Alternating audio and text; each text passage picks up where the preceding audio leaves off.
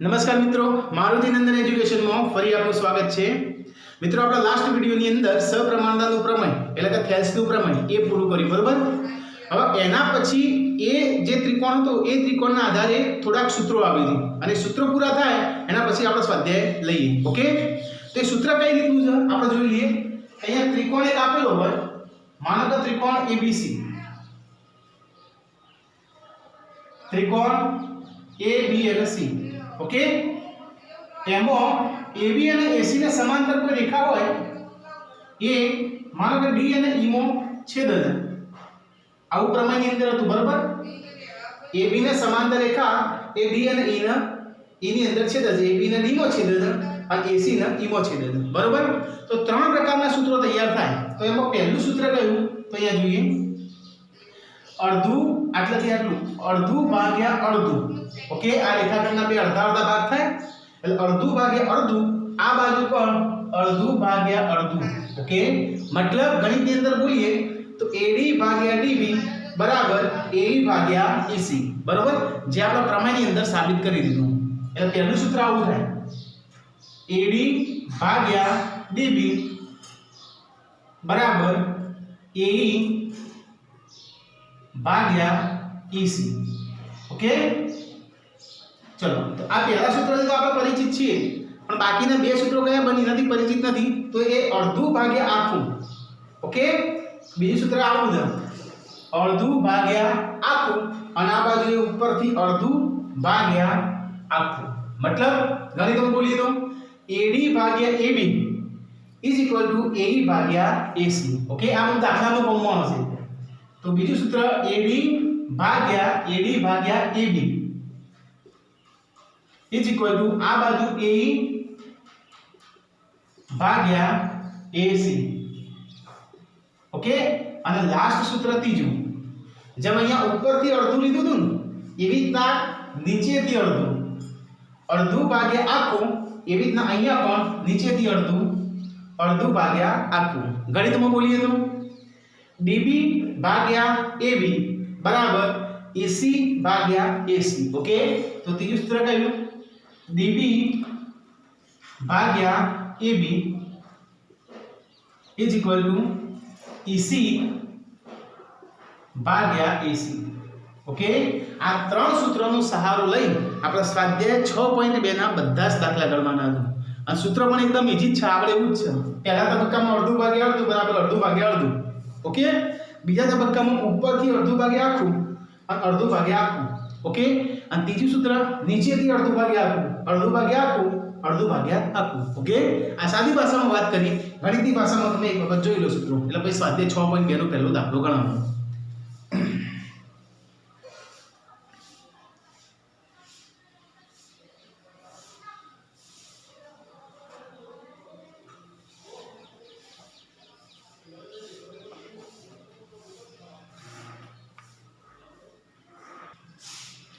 चलो, अब पहलो दाखलो एनी रकम में लखी दी स्वाध्याय 6.2 एनो पहलो दाखलो सरस मजाना दाखला दूं, एकदम इजी અને આવડે એવા જ છું।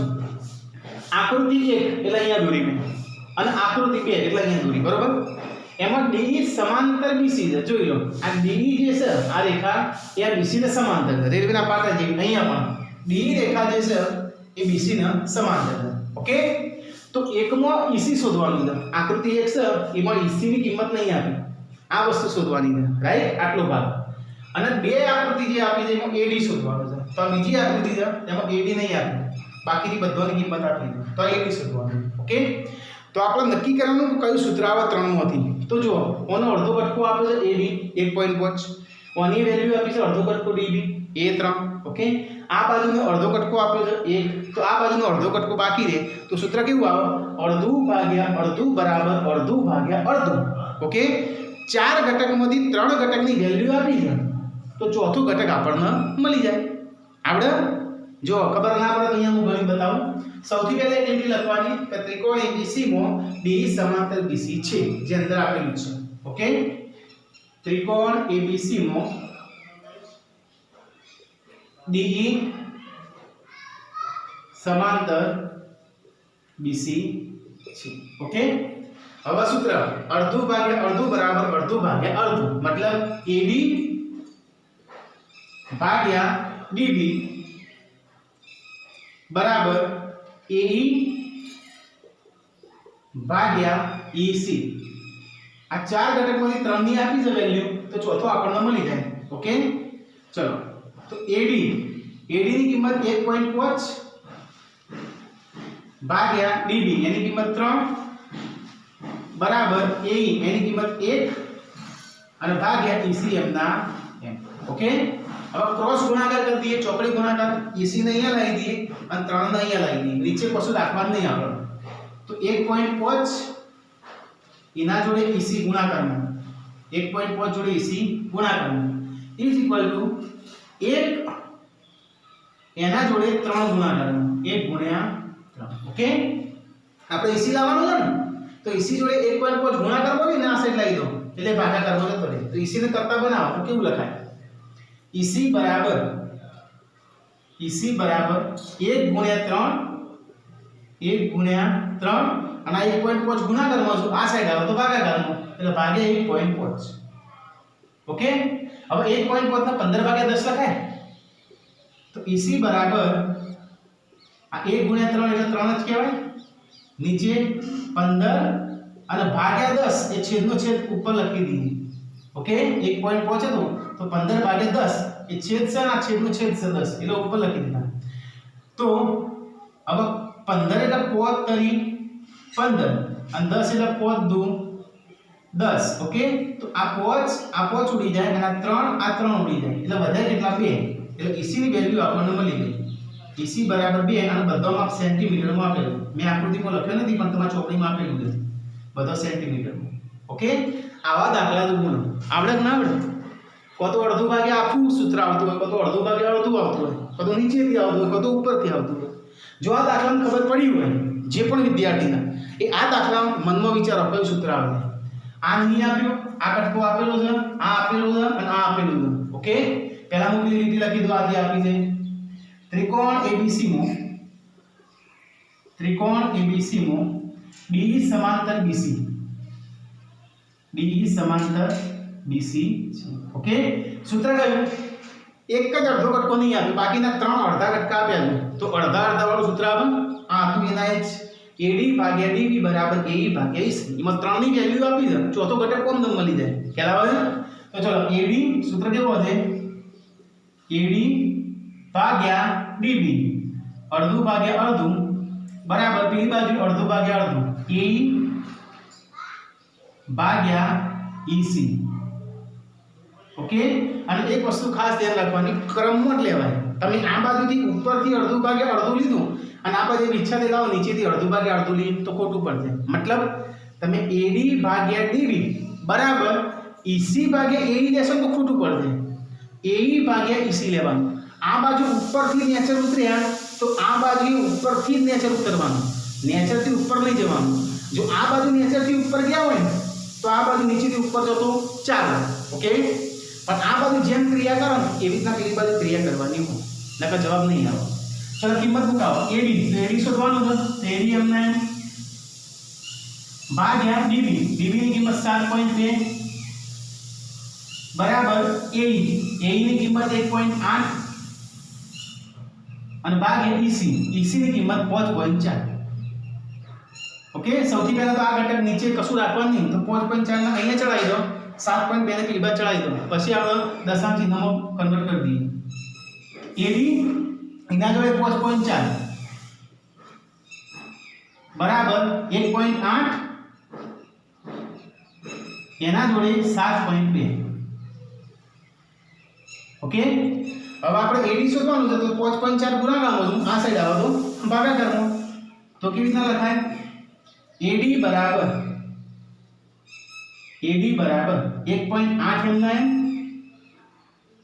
એના જોડે 7.2 એ પણ એમના એમ, અને ભાગ્યા અહીંયા 5.4 ગુણાકારમાં જો આ સાઈડ આવે તો ભાગાકારમાં એટલે 5.4. સૌથી પહેલા દશાંશ ચિહ્ન દૂર કરી દઈએ આપણે, એટલે ભાગ્યા 10 જો આવી તો લખી દઈએ આપણે. તો AD બરાબર આ 1.8 ને 18 ભાગ્યા 10 લખું, 7.2 ને 72 ભાગ્યા 10 લખું અને 5.4 ને 54 ભાગ્યા 10 લખું. એમાં 10 10 અહીંયાથી ઉડાડું, છેદનો છેદ ઉપર લઈ ગયા ઉડાડે તોય ચાલે, બરોબર. હવે જે ઉડતું હોય તો ચલો 9 ના ઘડિયામાં 18 આવે, 9 ના ઘડિયામાં 54 આવે. 9 6 54, આ 54 એટલે 9 ગુણ્યા 6 અને 18 એટલે 9 ગુણ્યા 2 એટલે 9 9 ઉડી જાય, રાઈટ. ચલો 6 જોઈએ, 6 એટલે 3 દુ 6 એટલે 2 2 ઉડી જાય. 72 ભાગ્યા 3 તો 72 ભાગ્યા 3 કરી લઈએ. 3 દુ 6, 7 6 એટલે 1 અને આ 12, 3 4 5, 24 તારી 72, તો 72 એટલે 24 ગુણ્યા 3 એમાં 3 3 ઉડી જાય. ઉપર કેટલા વધ્યા? ફક્ત 24 અને નીચે કેટલા વધ્યા? 1 10. 24 ભાગ્યા 10 એટલે 2.4 લખી દો ડાયરેક્ટ, 1 પોઈન્ટ કાપી દઈએ એટલે. ઉપર ખાલી 24 વધ્યા જુઓ અને નીચે 10 જ વધ્યા. 24 ભાગ્યા 10 એટલે 1 પોઈન્ટ કાપી દો, તો AB બરાબર 24 ની જગ્યાએ 2.4, કારણ કે નીચે એક શૂન્ય વધી હતી ને એટલા માટે. આવા સિમ્પલ દાખલા એક વખત નજર ફેરવી દો.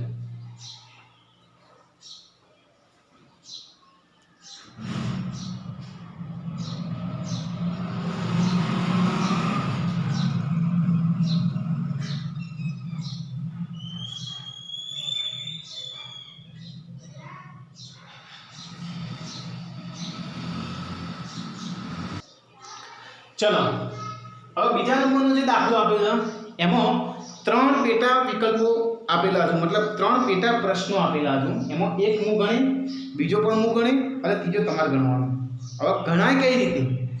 તો રકમ શું આપી છે? બિંદુઓ E અને F એ ત્રિકોણ PQR ની બાજુઓ અનુક્રમે PQ અને PR પર આવેલા છે. એટલે આકૃતિ આપણે જાતે દોરવી પડે.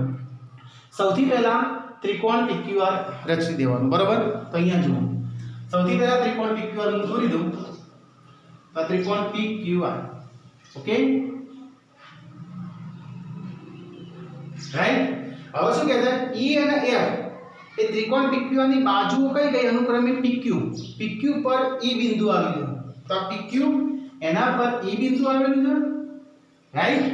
અને બીજી બાજુ છે PR, એટલે આ PR બાજુ. તો PR પર અનુક્રમે F બિંદુ આવેલું છે, ઓકે.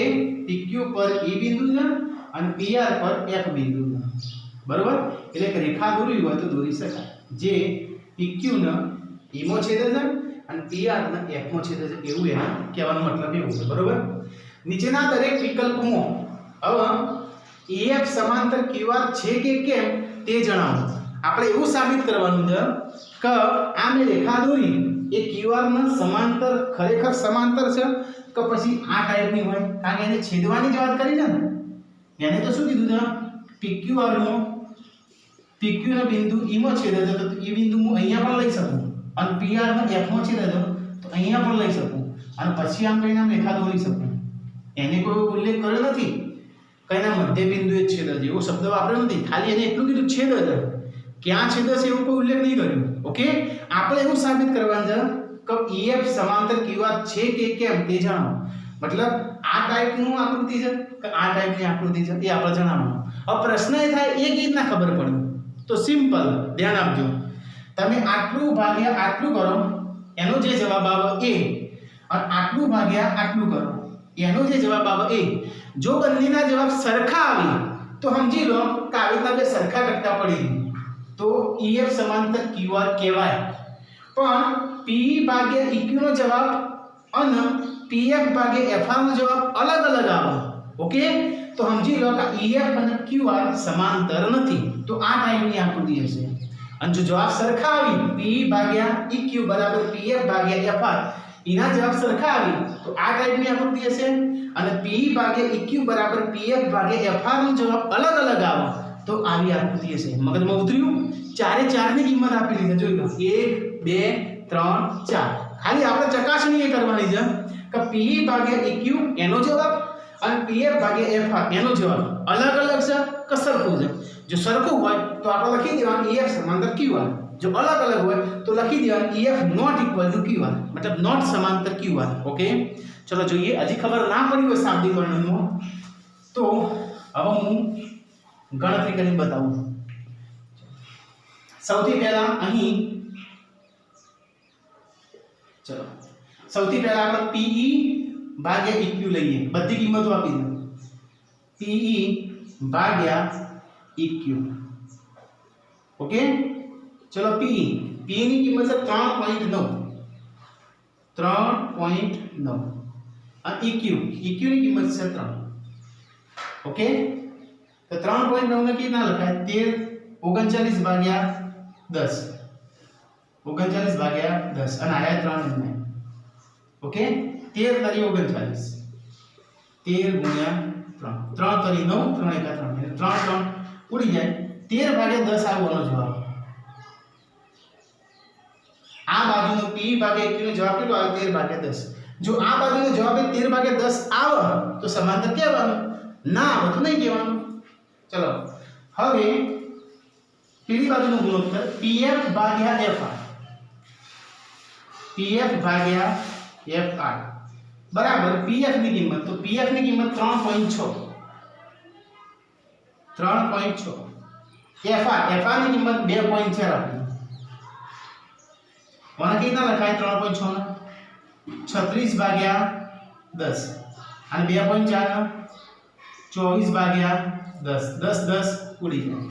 ઓકે, ચલો છાયો 36 અને 6 ચોક 24.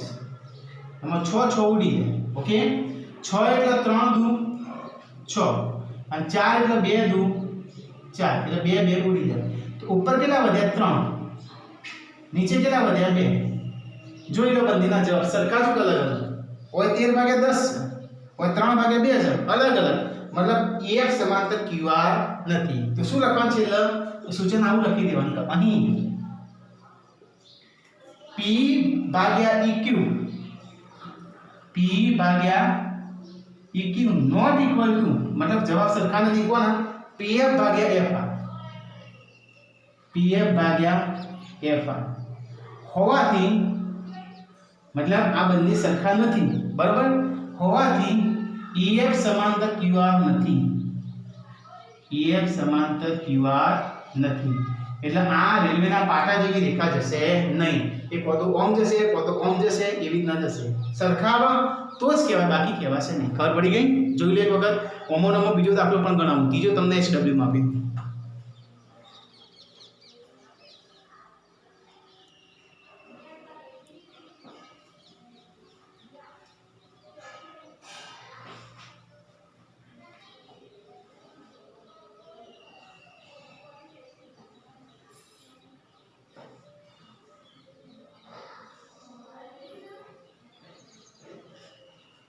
ચલો જોઈ લીધું. હવે વેલ્યુ અલગ અલગ. P ની 4 બીજા દાખલામાં, આ બીજો હું ગણાવું તો P ની વેલ્યુ 4 સેન્ટીમીટર, EQ QE એની 4.5 સેન્ટીમીટર. ત્રીજો PF એની 8 અને FR એટલે કે RF એની 9 ની. ઓમાં હવે સાબિત કરવાનું જાવ. ઓકે, આકૃતિ આનો વાંચ, ગુણોત્તર પણ આનો જ લેવાનું દાખલો. સાદુરૂપ અલગ અલગ આવશે, જવાબો અલગ અલગ આવશે, એના પરથી નક્કી કરવાનું કઈ સમાંતર છે કે નહીં. ઓકે, જો પહેલા દાખલા ખબર ના પડી હોય તો મહેરબાની કરીને તમે બીજામાં ધ્યાન આપો. એકદમ સેના દાખલા. અહીં સૌથી પહેલા આપણે શું કરવાનું? આટલું ભાગ્યા આટલું એનો ગુણોત્તર શોધી. મતલબ PE ભાગ્યા EQ બરાબર P ની કિંમત 4 ભાગ્યા EQ ની કિંમત 4.5. ચલો તો 4 ભાગ્યા 4.5 એટલે 45 ભાગ્યા 10 લખાય. છેદનો છેદ હવે ઉપર લખી દો. 45 ભાગ્યા 10 છેદનો છેદ ઉપર. ઓકે, ચલો કઈ ઉડે છે? 45 એટલે 9 પંચું 45 અને 10 એટલે 5 દુ 10. 5 ઉડી જાય. તો ઉપર વધ્યા 4 દુ 8 અને નીચે વધ્યા 9. પહેલાનો જવાબ આવ્યો 8 ભાગ્યા 9. PE ભાગ્યા EQ એનો જવાબ આવ્યો 8 ભાગ્યા 9. હવે આ બાજુનો ગુણોત્તર જો 8 ભાગ્યા 9 આવે તો સમાંતર કહેવાનું, બાકી નહીં કહેવાનું. ઓકે, ચલો બીજા નંબરમાં હવે PF ભાગ્યા FR. હવે પીએફ ભાગ્યા એફઆર બરાબર પીએફ ની કિંમત કેટલી 8 ભાગ્યા એફઆર ની કિંમત 9 જો હવે તો ડાયરેક્ટ જ આવી ગયું 8 ભાગ્યા 9 હવે તો ડાયરેક્ટ 7 રૂપિયા આપવાની જરૂર નથી 8 ભાગ્યા 9 બંનેના જવાબ કેવા આવી ગયા સરખા તો અહીંયા લખી દેવાનું કે અહીં પીએફ પી ભાગ્યા ઇક્યુ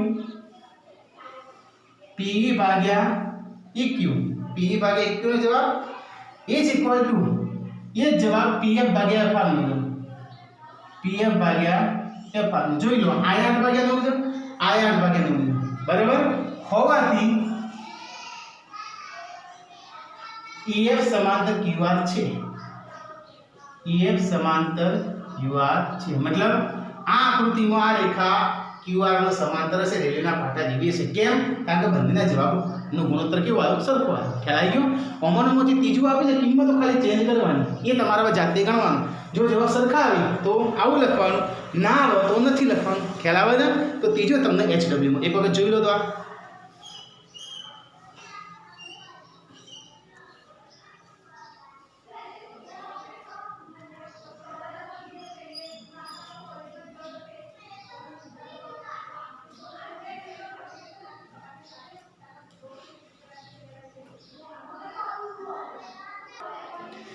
चलो एना पछी तीजा नंबरनो दाखलो आपणे जोईए तो तीजा नंबरनी आकृति आपेली छे के आपेल आकृतिमां जो LM समांतर CB जोई लो LM અને BC એટલે કે CB આ બંને રેખાના પાટા જેવી છે અને LN समांतर CD એટલે કે LN અને CD આ બંને રેખાના પાટા જેવી છે ઓકે તો સાબિત કરવાનું છે AM ભાગ્યા AB એટલે અડધું AM અડધું भाग्य AB એટલે આખું અડધું ભાગ્યા આખું બરાબર AN ભાગ્યા AD એટલે કે આ બાજુ અડધું AN ભાગ્યા આખું AD આ સાબિત કરવાનું છે ઓકે તમને બે ત્રિકોણ દેખાય છે ત્રિકોણ ABC ઓકે આ ઉપરનો ત્રિકોણ અને બીજો ADC ઓકે તો ઉપરના ત્રિકોણની અંદર આ સમાંતર આ છે તો એનો અડધો ભાગ્યા આખું ગુણોત્તર આપણે લખીને સમીકરણ એક આપી દઈએ બરાબર और नीचेना त्रिकोण में सेम टू सेम एवं करिए त्रिकोण ABC में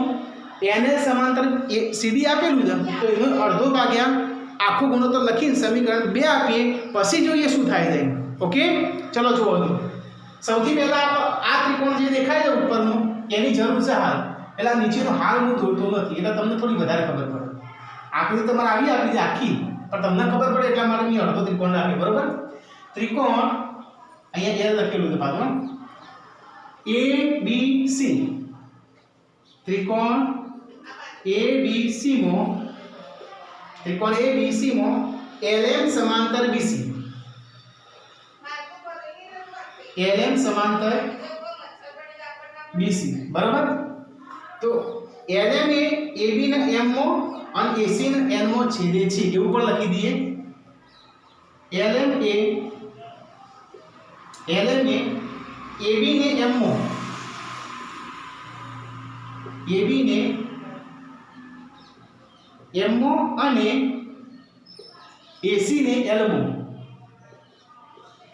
AC ने L में छेदे छे तो આપણે જે ત્રણ ગુણોત્તર છું એમાંથી બીજા નંબરનો જે ગુણોત્તર હતો એ આપણે વાપરીએ અડધું ભાગે આખું વાળો આ ત્રિકોણ આપણે આમ જોવો તો જોઈએ કો તમે આખો ત્રિકોણ ઊંધો આપેલો છે પાછો એ ઊંધાનો સીધો કરીને અથવા તમારી ઇમેજથી તમે ક્લિયર કરી શકો છો ચલો અડધું ભાગે આખું લખાવો મને અડધું ભાગ્યા આખું मतलब AM ભાગ્યા AB એક સૂત્ર આવું થાય AM ભાગ્યા AB બરાબર હવે આ બાજુ તમે અડધું ભાગ્યા આખું લખ્યું તો આ બાજુ અડધું ભાગ્યા આખું લખાવો એટલે અડધું કયું થાય AL ભાગ્યા આખું કયું થાય AC AL ભાગ્યા AC કોના સમીકરણ 1 આપી ઓકે આપણે જગ્યા રાખી નહીં પેલો ત્રિકોણ દોરવાનો હતો ને પાછો એ તો પૂછી દીધું ઓકે કોઈ વાંધો નહીં આખો ત્રિકોણ હું ફરીથી દોરતો ઉપર આટલું ખબર પડી ગયું હવે બીજો કટકો જે આપણે જોઈએ એની આપણે વાત કરી દઈએ અહીંયા થોડો અંતર દોર દઉં થોડો નાનો આવશે બરાબર અહીંયા A હતો અહીંયા B અહીંયા C અહીંયા D ABCD આપે તો એમાં ML આ BC ની સમાંતર ML હતી અને આને સમાંતર LN. ઓકે, નીચે ઉપરનાની વાત પૂરી કરી દીધી ABC માં. ઓકે, હવે ઉપરનો હું પૂછી દઉં એટલે નીચેનામાં વધારે ખબર પડે તમને. ચલો ઉપરનો પૂછી દઉં એટલે નીચેનો ત્રિકોણ જે બાકી રહ્યો એ જોઈ લો. આવું નામ લખાવો મને. હવે ત્રિકોણ ACD માં LN સમાંતર CD છે અને LN એ AC ના L માં અને AD ના N માં છેદે છે. ઓકે, તો એમાં ગુણોત્તર અડધો ભાગે આખો લખાવો મને. તો કેવું લખાય? ચલો હવે આવું અહીંયા લખું તો પણ ચાલશે. ત્રિકોણ ACD માં LN સમાંતર CD છે. LN એ AC ને L માં અને AD ને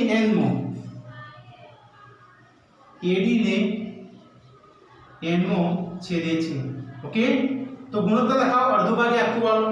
અડધું ભાગે આખું મતલબ AL આ બાજુનો અડધો ભાગ્યા આખું. AL ભાગ્યા AC બરાબર આ બાજુનું અડધું ભાગ્યા આખું મતલબ AN ભાગ્યા AD.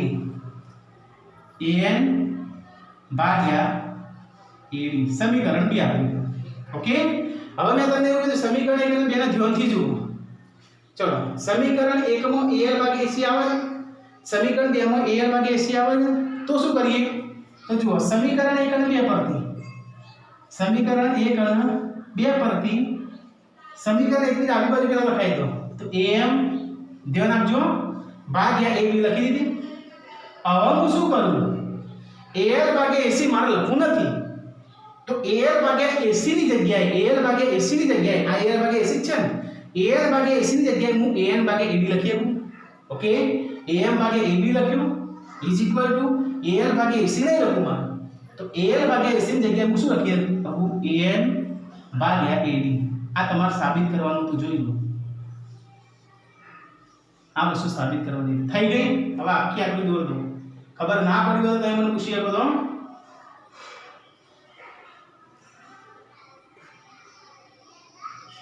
એક વખત જોઈ લો અને લખી દો ABCMLN. ઓકે, જોઈ લો એકદમ સહેલા દાખલા.